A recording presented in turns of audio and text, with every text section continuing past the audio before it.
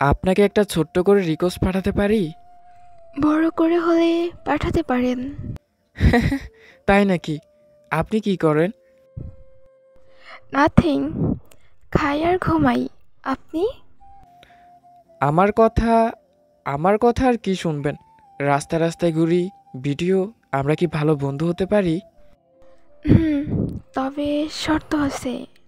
কি সত্য? কোনো হাঙ্কি পাঙ্কি চলবে না। ওয়াটে হাঙ্কি পাঙ্কি? ভিডিওয়ে আমার কোনো জিএফ নেই, আর লাগবেও না। একটা ভালো বন্ধু হলেই হবে। ও। আমরা কি একে অপরের ভালো বন্ধু হতে পারি? হুম। আমি রিহান। এভাবে আমাদের বন্ধুত্বের সূত্রপাত। ফেসবুকে আমাদের কথা হতো। পরদিন সে আমাকে বলল, তোমার নামটা তো বললে না? রিহান। তোমার? নিকনাইম আখি। ভালো নাম কি? এফবিতে যেটা আছে ওটা? হুম। আচ্ছা, তুমি কি করো? বললে না তো।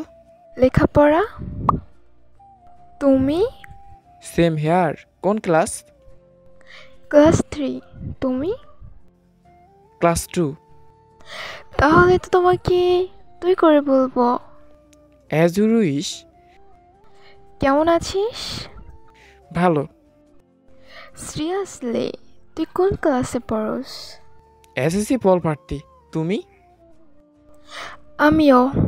ও। তুই আমাকে তুই করে বলতে পারিস? আচ্ছা।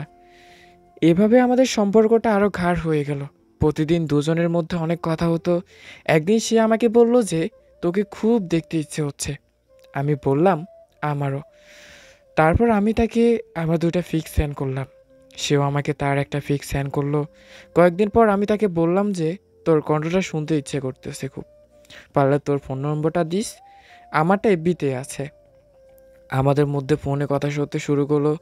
তার মানে সম্পর্কটা এখন গাঢ় থেকে গাঢ়তর। সারাদিন ওর সাথেই থাকতাম, হয় এফবিতে, না হয় কোনো কলে। আগে খুব ভালো মেয়ে, খুবই ভালো। এভাবে চলতে চলতে কয়েকদিন যে তাকে ভালোবেসে ফেলেছি বুঝতে পারিনি। একদিন আমি জানতে পারলাম যে আমি ছাড়াও তার আরও কয়েকজন ভালো ছেলে বন্ধু আছে, এবং সে তাদের সাথে খুবই ঘনিষ্ঠ। বিষয়টা আমাকে কষ্ট দিলেও তাকে বুঝতে দিইনি আমি যে ওকে অনেকটা ভালোবেসে ফেলেছি। সেটা তাকে অনেক ভয়ে ভয়ে জানালাম। সে হেসে উড়িয়ে দিল। আমি বললাম যে, আখি, আমি সিরিয়াস।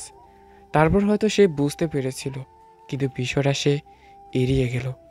অতটুকুতেই সেদিন তার কাছ থেকে বিদায় নিলাম। সারা রাত ঘুমাতে পারিনি। সকালে সে আমাকে ফোন করলো। আমার বয়স শুনতে হয়তো বুঝেছিল যে আমি কষ্টে আছি। আমাকে জিজ্ঞেস করলো যে, রিহান, তুই আমাকে সত্যিই ভালোবাসিস, যেভাবে লাভাররা ভালোবাসে? আমিও হ্যাঁ বলার পর সে আমাকে পরক্ষণেভাবেই প্রত্যাখ্যান করলো। আমি হাসি মুখে তা মেনে নিই, শুধু সম্পর্কটা টিকিয়ে রাখার জন্য। সম্পর্কটা ভেঙে গেলে সে খুব কষ্ট পেত।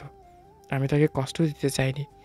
যতদিন যাইতেছে তত তার প্রতি ভালোবাসা না কমে গাঢ় রূপ ধারণ করলো। হঠাৎ একদিন জানতে পারলাম যে তার বয়ফ্রেন্ড আছে। মাথার উপর আকাশ ভেঙে পড়ল। চারদিক অন্ধকার হয়ে গেল। নীরবে কেঁদেছি, কাউকে কিচ্ছু বলিনি। তারপরও তার প্রতি এতটুকু ঘৃণা জন্মায়নি, কারণ যাকে একবার ভালোবাসা যায় তাকে কখনো ঘৃণা করা যায় না। তার শত দোষ থাকলেও একটা খুনকে আগলে ধরে সারা জীবন ভালোবাসা যায়। আমি শেষবারের মতো তাকে আমার ভালোবাসার কথা জানালাম, এমনভাবে জানালাম যাতে সে এড়িয়ে যেতে না পারে। ওর এফবিতে ইনের রিলেশনশিপ রিকোয়েস্ট পাঠালাম। রিকোয়েস্ট পাঠানোর আগে তাকে আমার হৃদয়ের সব কথা বলে দিলাম। রিকোয়েস্টটা পাঠানোর উদ্দেশ্য ছিল সে আমাকে মুখে সরাসরি হয়তো কিছু বলতে পারবে না, রিকোয়েস্ট দ্বারা তার মন কি বলে তা জানার জন্য। সে রিকোয়েস্ট ইগনোর করে আমার ভালোবাসা সরাসরি প্রত্যাখ্যান করলো। আর আমাকেও বুঝিয়ে দিল যে কাউকে অতিরিক্ত ভালোবাসতে যেও না, তাহলে কষ্টের অগ্নিগিরিতে ঝাঁপ দিতে হবে। অতঃপর আজ আমি নিঃস্ব। আমি সত্যিই নিঃস্ব। তাই আমার মতো কেউ এভাবে কাউকে এতটা ভালোবাসতে যাবেন না। গল্পটি এ পর্যন্তই। আপনাদের যদি ভালো লাগে অবশ্যই শেয়ার করে দিবেন। আল্লাহ হাফেজ।